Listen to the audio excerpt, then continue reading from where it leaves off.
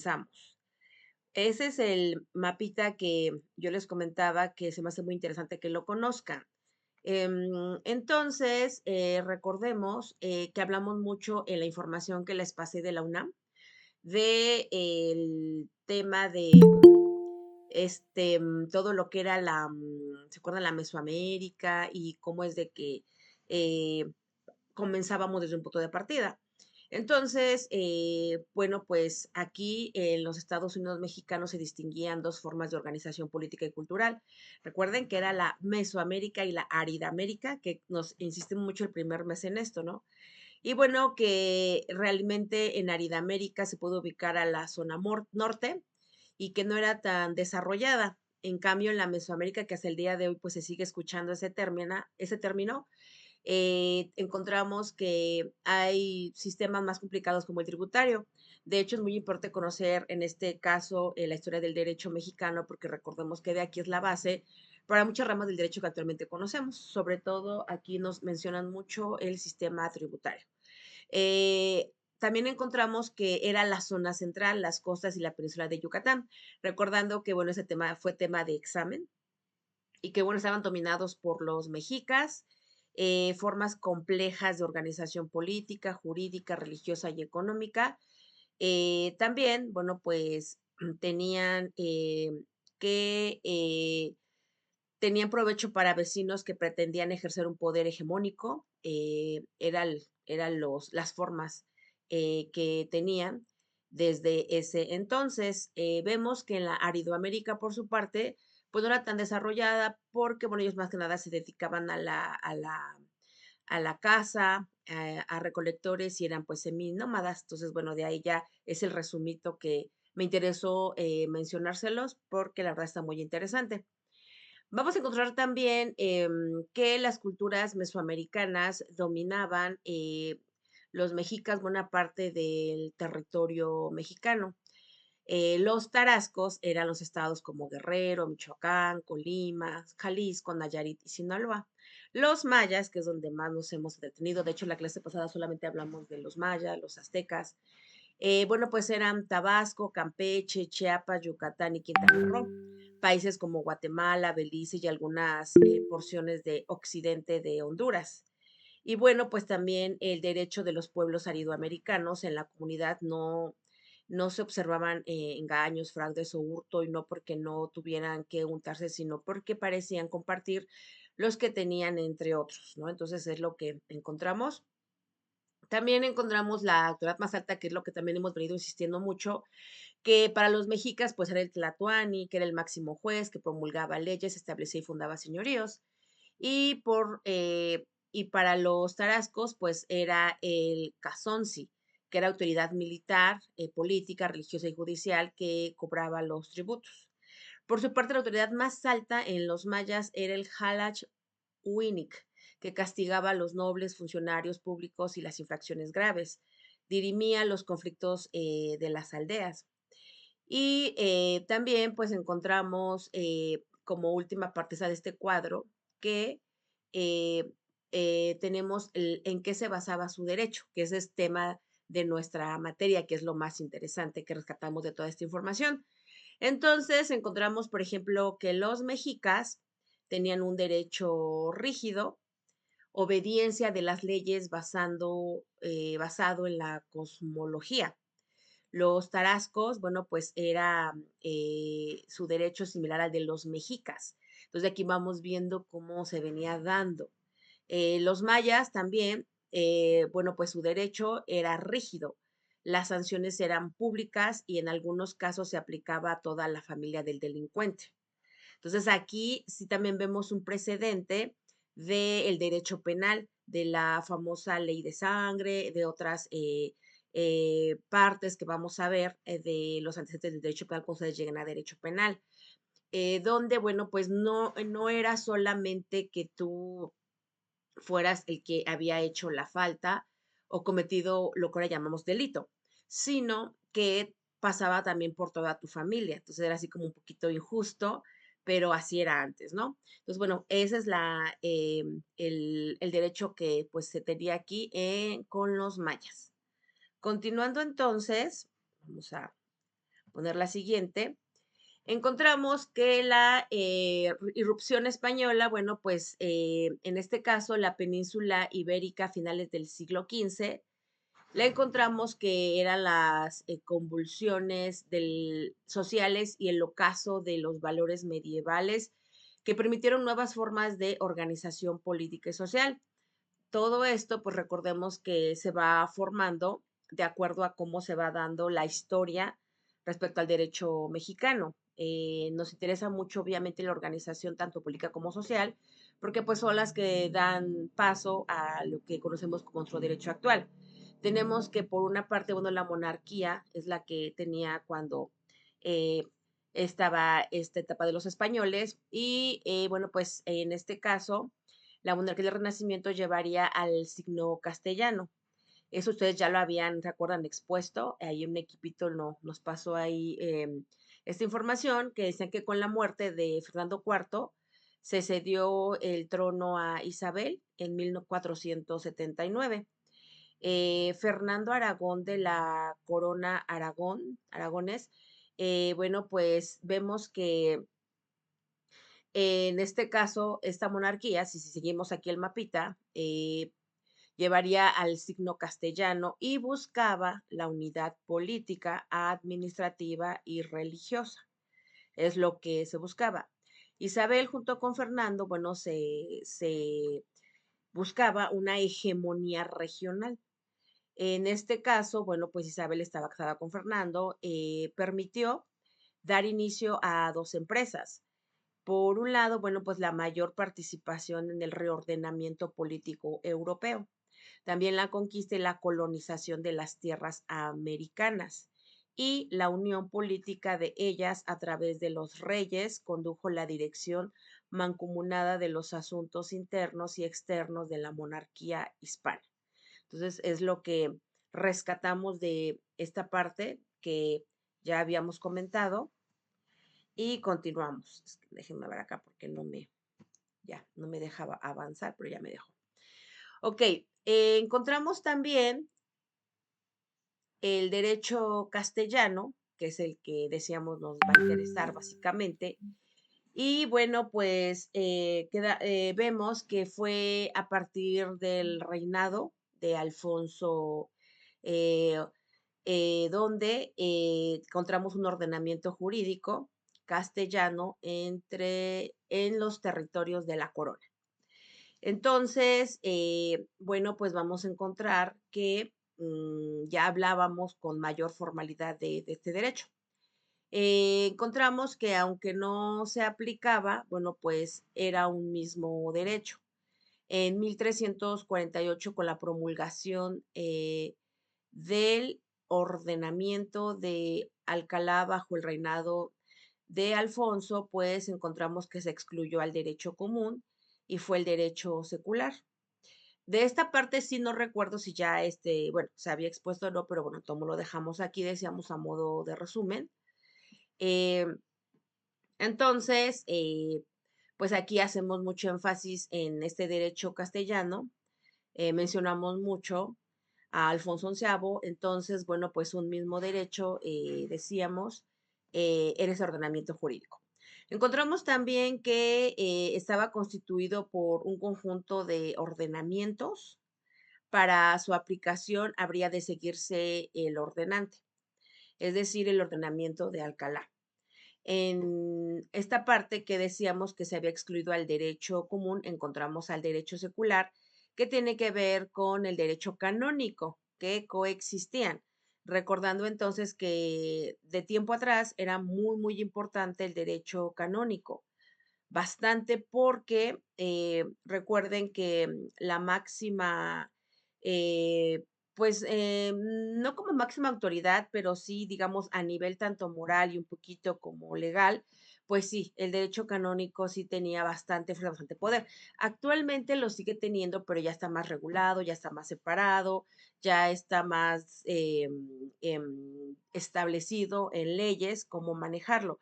Pero aún así, bueno, al día de hoy, ustedes no sé qué hayan visto, que hayan qué experiencia hayan tenido con respecto al derecho canónico, pero pues de algún modo, aunque ya existe mucha legislación y ya pues decíamos la separación, en nuestro caso en México, desde las leyes de reforma con Juárez, donde separa el clero, donde separa la iglesia del Estado, bueno, pero aún así se sigue teniendo mucho, sigue teniendo pues mucho impacto, mucha influencia, aún así, pues este tema del derecho canónico, ¿no? Entonces, sabemos que pues sigue siendo algo dogmático en el cual no podemos nosotros tomar cuentas, no podemos nosotros, pues de algún modo, tomar un juicio respecto a cómo manejan en esta parte las iglesias, pues toda esta parte del dinero, de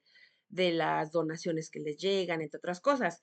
Nosotros en derecho fiscal, como les comentaba en clases, pues actualmente las iglesias pues son consideradas sí personas morales, pero con fines no lucrativos, ¿no? Entonces todo lo que a ella les llega de donativos, todo lo que a ella les llega de pues de aporte, en este caso eh, pues recursos de otros lugares, pues de algún modo ellas sí llevan un control, sí tienen que reportarlo, pero no es tan rígido como una persona moral normal, en la cual tiene que hacer sus declaraciones mensuales, anuales y una serie de impuestos. Aquí sí tienen sus declaraciones, aquí sí tienen que informar, pero su manejo no es igual que el de una persona moral lucrativa. Cuando sabemos que la iglesia, pues como tal, no busca el fin lucrativo, sin embargo, sí recibe bastantes donaciones. Se ha sabido tiempo atrás de casos en los cuales, bueno, pues también tienen gran aportación de otras asociaciones o sociedades que no son tan lícitas que digamos. Entonces, bueno, ahí todavía sigue siendo un tema bastante polémico y bueno, sigue existiendo y de algún modo, pues es el poder que se ejerce, ¿no? Em, Vamos a encontrar entonces, déjame moverme. Que bueno, los conquistadores y nuevos pobladores, derivado de lo que habíamos comentado del derecho castellano con los españoles. Y bueno, decíamos entonces que la corona castellana ensayó diferentes modos de penetración. El contacto que tuvieron los españoles con los pobladores en las Antillas permitió métodos en la conquista y colonización del continente americano. El descubrimiento y la conquista fueron empresas de carácter mercantil que estuvieron presentes los funcionarios del rey, permitió que fuera introduciendo un aparato burocrático que dependieron la colonización y la evangelización. Entonces, gran parte de lo que se ha dicho que se agradece con la conquista de los españoles pues es la evangelización, puesto que si recordamos aquí teníamos diversas creencias, ¿no? Entonces teníamos muchos dioses y cuando viene la evangelización, pues nos imponen de algún modo la religión católica. Y bueno, esto viene, decíamos entonces, de España. También nos dice que las empresas de las Indias revistió muy diversas formas en el llamado periodo antillano y proporcionaron bases para nuevas empresas expansivas. La expansión hacia las Indias se planteó como una empresa mercantil lucrativa, en la que participaron los reyes españoles, empresarios, mercaderes privados, castellanos y extranjeros. Por su parte, del descubrimiento y la conquista, las características sociales y políticas de finales del siglo XV marcaron la creación de una nueva sociedad. Todo esto fue con estos conquistadores y estos nuevos pobladores, lo que, bueno, pues sí nos vino a cambiar totalmente el panorama de lo que nosotros ya traíamos como costumbres, como organización, decíamos, política, social y en este caso el derecho que tenemos actualmente. La implantación, por lo tanto, del derecho castellano, pues tenemos a los justos títulos y la incorporación de las Indias a Castilla.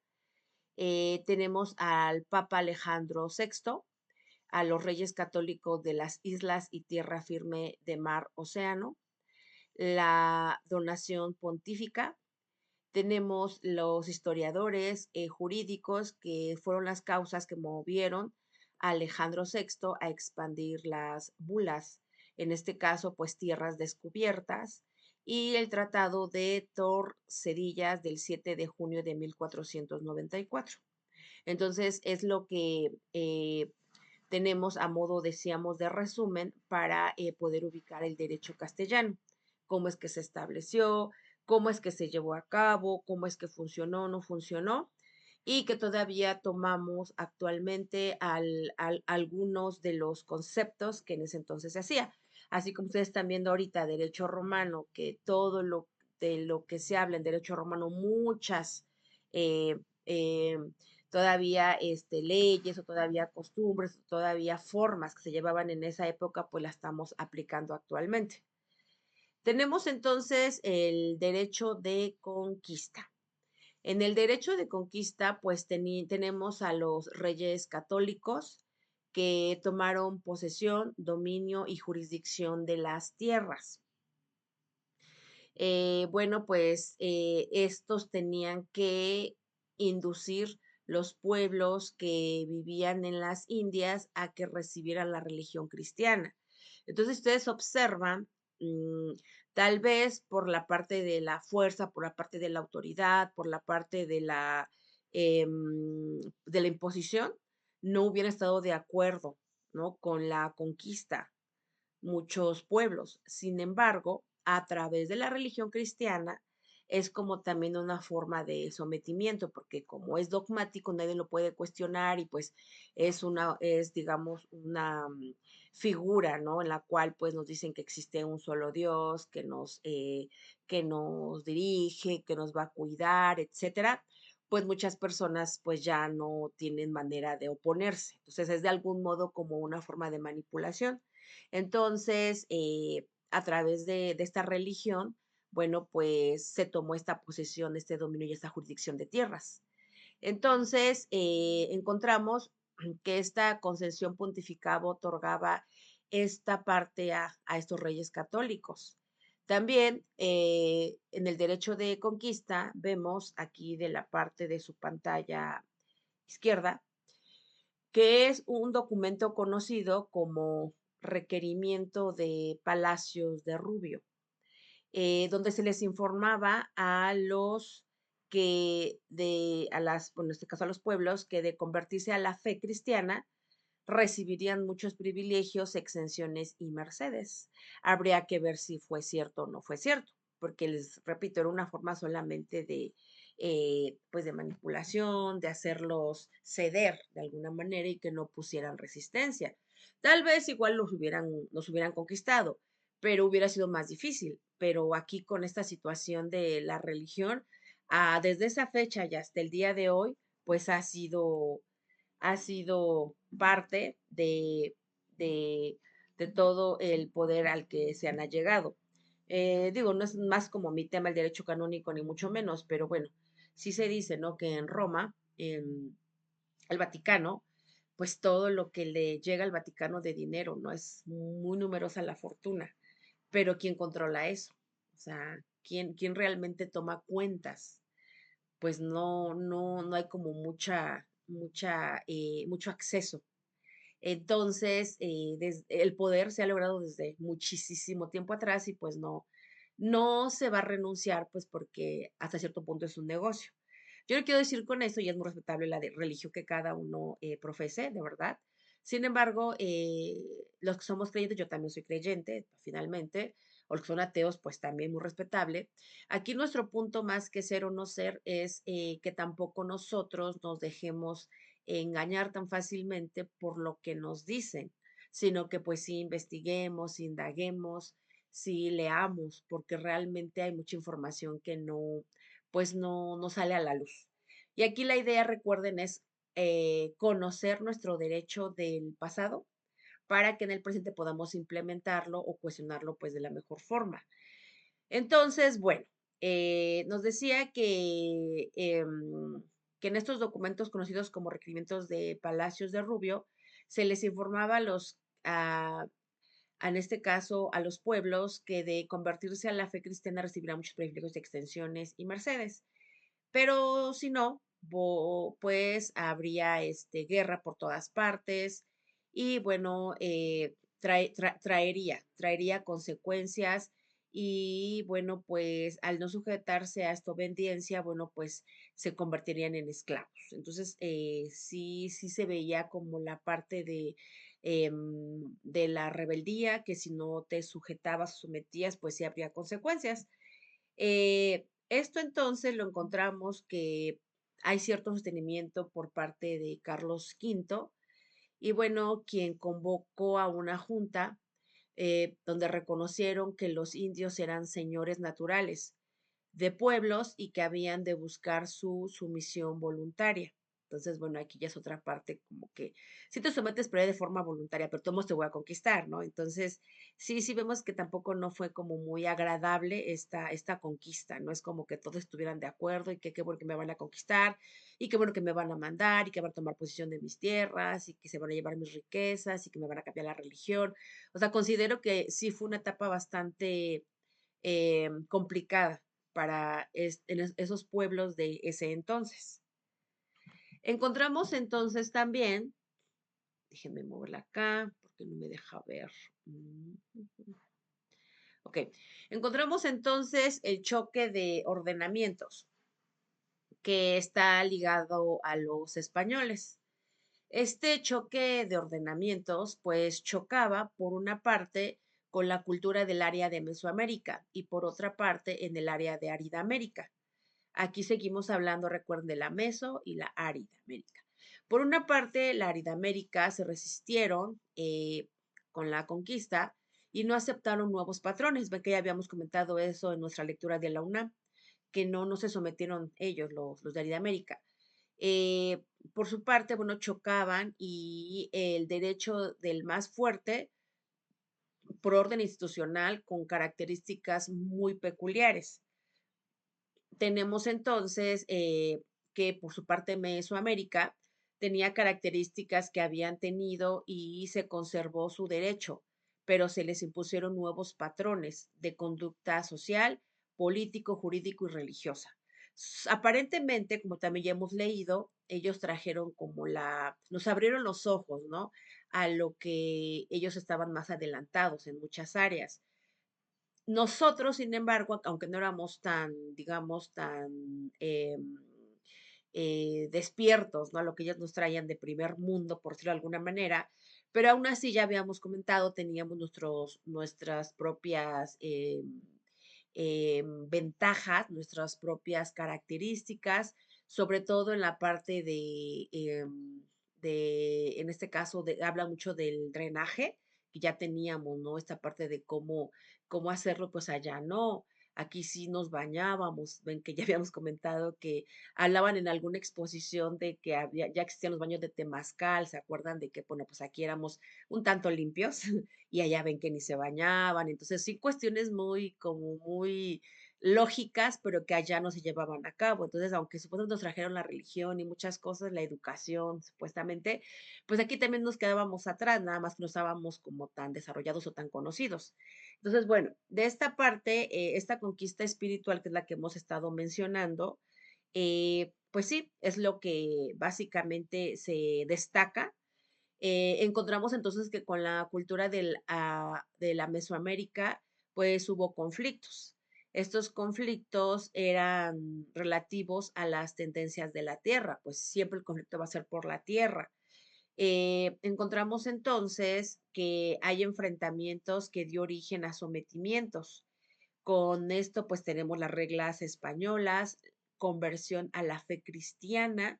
Si ustedes observan, era sí o sí. Ahorita, bueno, no sé si me dé tiempo, pero si no, en la próxima sesión descargué la Constitución de Apatzingán, donde, pues, menciona uno de los artículos eh, eh, de esta parte de la religión. Entonces, lo que actualmente pues ya nos dice nuestra constitución que es laica, ¿no? Entonces, sí nos damos cuenta de muchas cosas que sí nos impusieron desde ese entonces. Entonces, aquí sí o sí la fe cristiana. Entonces nos quitaron a nuestros dioses que teníamos, ¿no? Entonces, sí, obviamente, pues dio origen a muchos enfrentamientos. Algunos se acomodaron pronto a los cambios y otros defendieron sus derechos. Es decir, que bueno, como en todas las guerras que ha habido, ¿verdad? Todas las revoluciones, todos los cambios, todos los confrontamientos, todo lo que siempre se ha dado a lo largo de la historia, pues va a haber quienes se sometan más rápido y va a haber quienes no se sometan tan rápido, ¿no? Entonces siempre existen esos grupos. Entonces, lógicamente que hubo muchas personas de ese entonces que sí defendieron estos derechos. ¿Hasta qué punto lo lograron? Pues ya en la historia pues aparece mucho, en la historia hay cosas que no aparecen, porque también la historia a veces sí no se cuenta pues todo lo que realmente se vivió o completamente lo que se vivió. Tenemos entonces las reglas españolas que, eh, que estos, bueno, pues también venían de las familias. Como veremos, pues sí fue un proceso bastante largo y complicado. Y se llegó, pues obviamente, a que los españoles, pues sí nos conquistaron. Lamentablemente, pues sí llegamos a este punto. No, no valió mucho el enfrentamiento, pero ¿por qué? Porque al final de cuentas, sí nos impusieron pues lo que querían ellos. Tenemos, por lo tanto, el nuevo orden institucional. En el nuevo orden institucional encontramos la naturaleza del fenómeno que significó la aplicación del derecho castellano, el respeto a las leyes y las costumbres indígenas para regular la situación de los territorios americanos. Como podremos ver, ellos desde que llegan acá a nuestros territorios, pues se dieron cuenta del innumerable eh, fuentes de recursos que teníamos, desde metales como el oro, ¿no? Que pues ellos se llevaron mucho oro, ¿no? Entonces, hay otros libros que no son tan formales, pero donde nos dice, ¿no? Que inclusive, pues en esta época no sabían, ¿no? Aquí los pueblos, el valor que tenía el oro, simplemente pues brillaba bonito, ¿no? Entonces se lo ofrecieron, ¿no? Se lo ofrecieron aquí a los españoles sin saber que pues de algún modo les estaban enseñando nuestras riquezas. Y bueno, pues finalmente nos saquearon. Entonces, bueno, pues la naturaleza del fenómeno significó la aplicación del derecho castellano, el respeto a las leyes y las costumbres indígenas, para regular esta situación, ¿no? Entonces ya hablamos aquí un poquito más del ordenamiento territorial. Por otra parte, entonces, encontramos el nuevo orden institucional que partía de una serie de supuestos. La situación particular de las Indias, que en nuestro caso la Nueva España tenía dentro de la monarquía española. Tenemos también el nuevo orden institucional dirigido desde la metrópoli, que concilió los intereses de antiguos y los nuevos pobladores, dejando a salvo los propios. Los matices de este esquema se dieron en función de las peculiaridades, circunstancias demográficas y económicas de la Nueva España. Recordemos entonces que, bueno, ya una vez que estaban aquí, los españoles, pues sí nos dieron el nombre de la Nueva España. Ya ellos ya existían como España, nada más nos fue como otra colonia. En este caso, entonces, pues sí, hubo que reordenar toda la situación de orden para que se pudiera, en este caso, administrar adecuadamente. Entonces, nos damos cuenta que ya tenían situaciones tanto demográficas como económicas, y esto es lo que conocemos como el nuevo orden. Entonces sí también tenían que organizarse. En el derecho novohispano encontramos entonces déjenme aquí, mm, mm, encontramos entonces a la introducción de esclavos negros. Tenemos que en la Nueva España había o existía el gobierno de Felipe II que hacía distinción de las grandes áreas. En este caso, pues tenemos a la zona centro y pues tenemos el surgimiento del grupo humano que era encomendada a los conquistadores. Por su parte, el Estado español pues estaba frente a la curia rumana. En el caso de la introducción de los esclavos negros, encontramos que había descubrimientos de yacimientos naturales, formación de oligarquías regionales y órdenes de la Nueva España. Encontramos que el Estado español, decíamos, pues estaba frente a la curia rumana y debido a la formación de oligarquías regionales encontrábamos sistemas económicos novohispanos. Que bueno, pues había intervención de la metrópoli, lo que daba lugar al comercio ultramarino. Entonces era a grandes rasgos lo que se venía ya manejando como este derecho novohispano. Si se observa, aquí ya hablamos de los esclavos negros, ya eh, recordando que, bueno, sí había ya una definición de las clases. Tenemos también el gobierno temporal y el gobierno espiritual. En el gobierno temporal vamos a encontrar, bueno, pues que hablábamos ya de principios. Número uno, la religión católica es la religión del Estado. Número dos, el dominio está fundado en los justos títulos. Número tres, América forma parte de la corona castellana. Número cuatro, la Nueva España no es separable de la corona. Número 5. Los indios son hombres libres y no sujetos a servidumbre.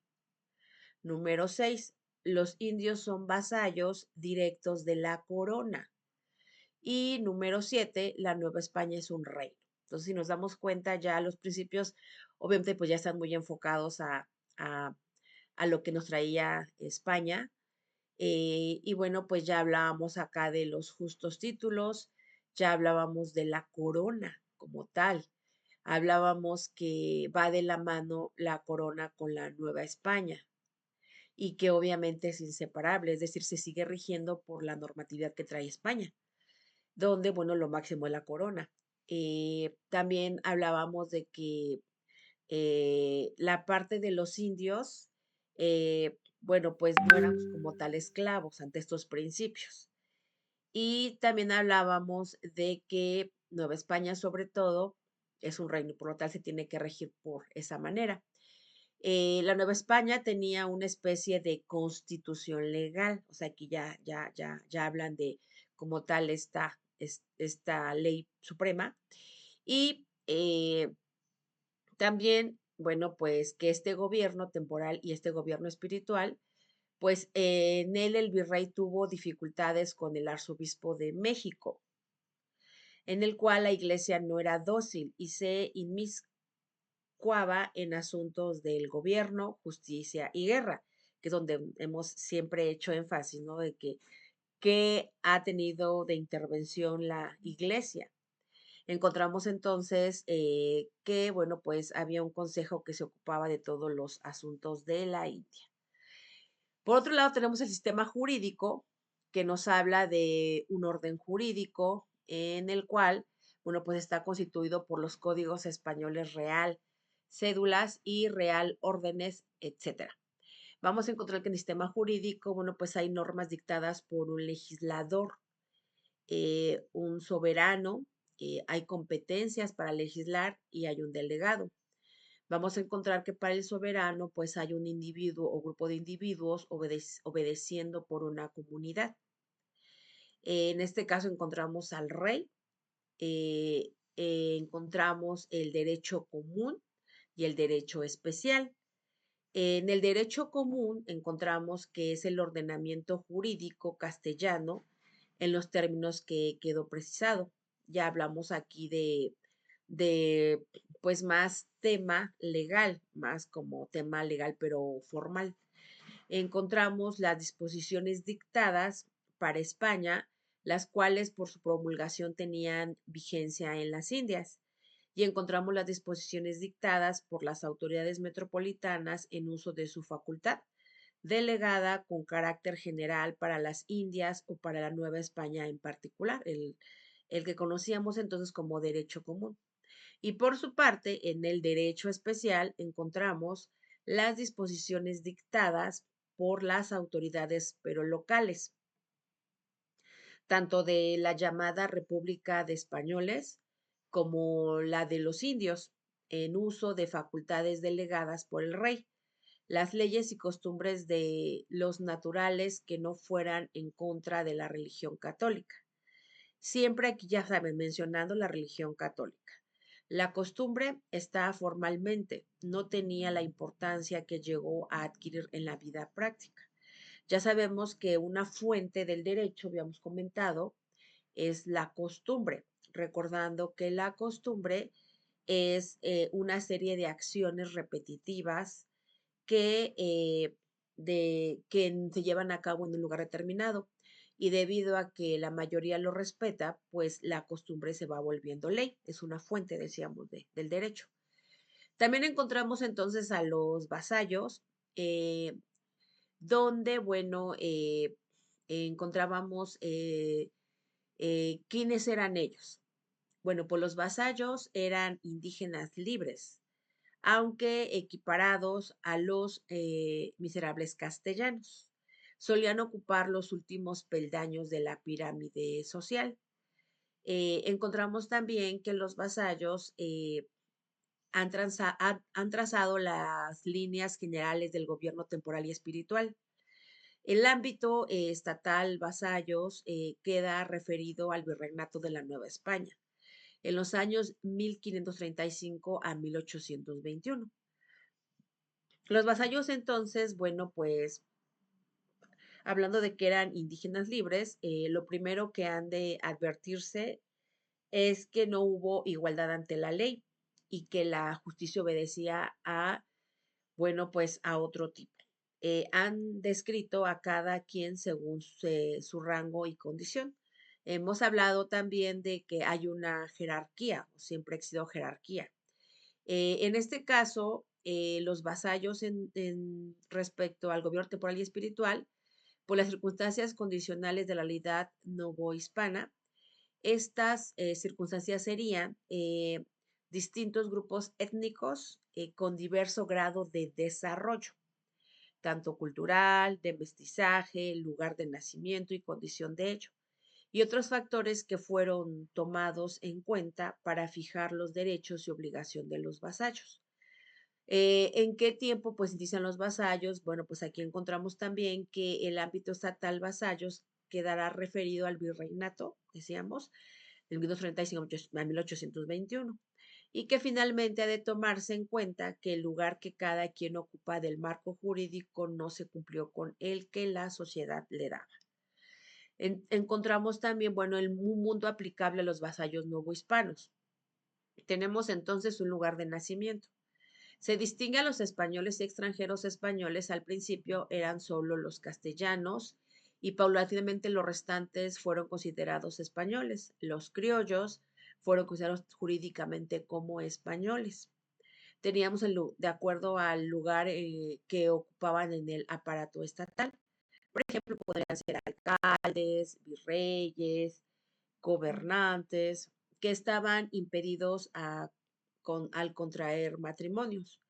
Tenemos también el origen, que no fueron considerados de la misma manera los hijos de matrimonios legítimos y de los matrimonios ilegítimos. Vamos a encontrar la ocupación, que se llegó a adquirir la jurisdicción primitiva, eclesiástica, militar, comercial, universitarios, mineros, tuvieran sus propios tribunales. También vamos a encontrar la religión que se profesaba, que eran católicos, judíos, mocos y conversos. El sexo fue un factor condicional. Entonces aquí vemos cómo es que le aplicaba este mundo a los vasallos en los novohispanos. También, bueno, encontramos a un mundo aplicable a los vasallos también en grupos étnicos, en el cual pues eran españoles, índicos, mestizos y castos, que tuvieran distintos derechos y obligaciones. También la administración de justicia del fuero común se impartían en multitud en tribunales especiales según el delito. Aquí ya empezamos a hablar con mayor formalidad del delito, de la administración de la justicia, de los tribunales especializados, ¿no? Que tenían que clasificarlos de acuerdo a su delito. También encontramos los naturales, que dentro de este grupo se distinguieron los indios caciques y los chichimecas. Vamos a encontrar que la administración de justicia dependía del rey, que después ya, si recordamos, se fue cambiando, pero en su inicio, pues sí se tenía que ver con el rey. Entonces, bueno, eso sería por la parte del resumen que habíamos ya comentado para que lo tengan. Aquí, bueno, pues ya sería de esta información el contenido y ya de la que nos habíamos quedado la semana pasada, pues ya nada más sería terminarla, ¿no? Para poder ya ir elaborando nuestro resumen, o en este caso cuestionario, porque si no mal recuerdo, si las fechas, a menos que está lo contrario, la otra semana ya sería el examen. Entonces, para que lo consideren